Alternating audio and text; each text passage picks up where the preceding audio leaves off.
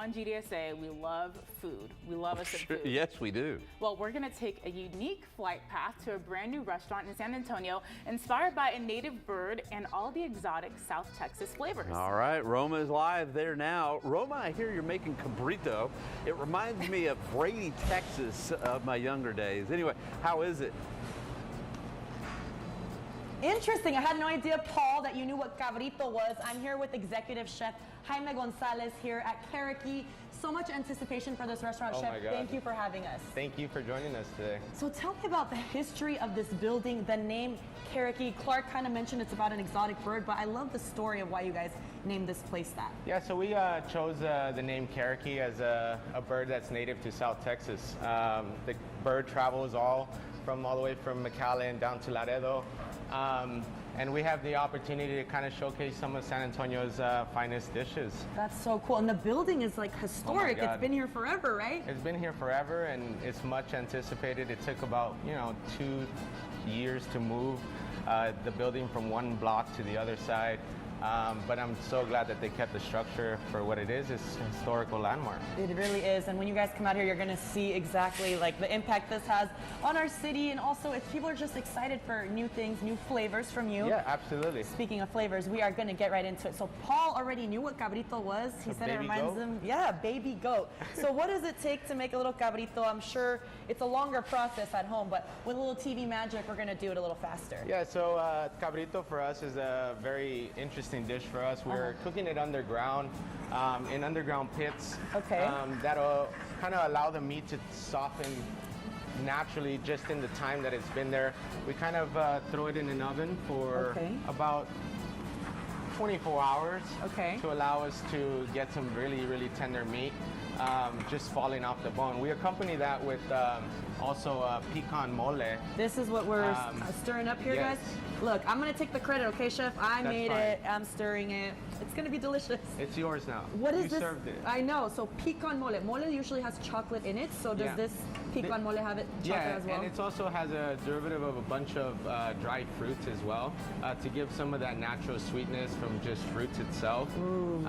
And we also smoke the cabrito with some pecan wood. So the history also comes with the story that the Liberty Bar itself, that original bar inside the house is all pecan wood.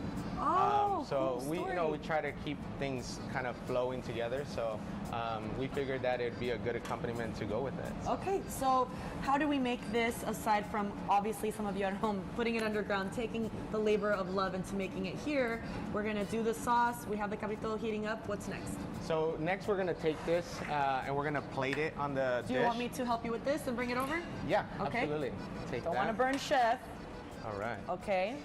And we're gonna take it here. I'm gonna put the cabrito down first. Okay. This is a banana leaf that we have there. Okay.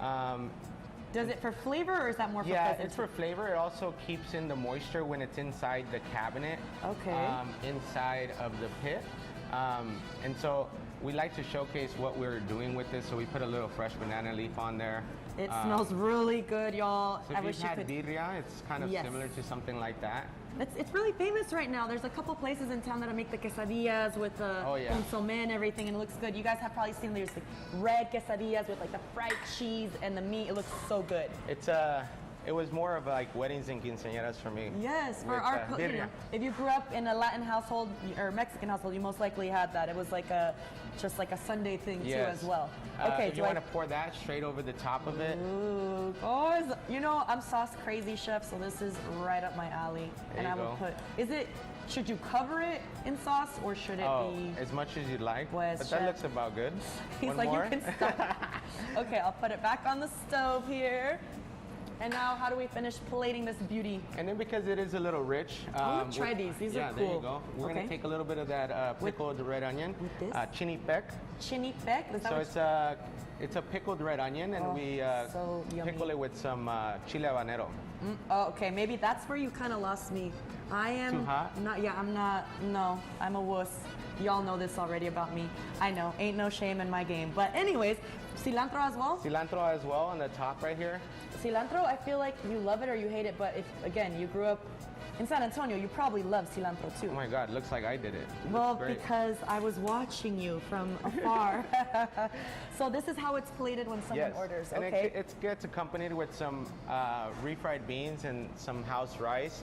And then we also make tortillas in-house. So we have a whole maize program that we're getting heirloom corn in from Mexico. So we have different varietals. As you can come into the restaurant, we have different colors varying from like purple and pink and yellow and blue. And so it kind of showcases a little bit of the history of corn as well. That's so important in fresh ingredients. So what inspires your menu? You've been an executive chef at another very nice place here at the Pearl. Now you're here, starting fresh. What is the inspiration? Cooking from the heart. It gives me an opportunity to kind of put flavors on a plate that, you know, I kind of took for granted as a childhood memory, but hopefully it takes you back to a memory in a home of someone, grandmother, aunts, uncles, pulling goat out of the ground after a long night's worth of cooking and getting ready for a big pachanga. So that's kind of my inspiration of how do we showcase what is already here, but kind of in an elevated and with, you know, nice flavors. So what is this? This is a Caricky Nacho, so that's a style and inspiration of like a tlayuda. Okay.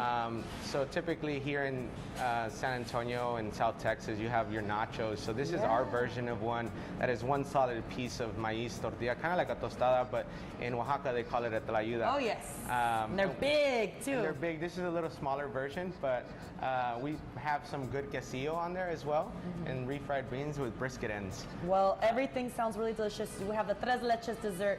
Thank you so much for having me here. Maybe my dad's a little proud I made cabrito. Paul, Clark, are y'all proud of me? I got a little bit stepped outside of my boundaries. Yeah, Roma, I'm always proud of you. Yeah, it looked good. And the mole, not too shabby. I really love the colors on that plate and everything.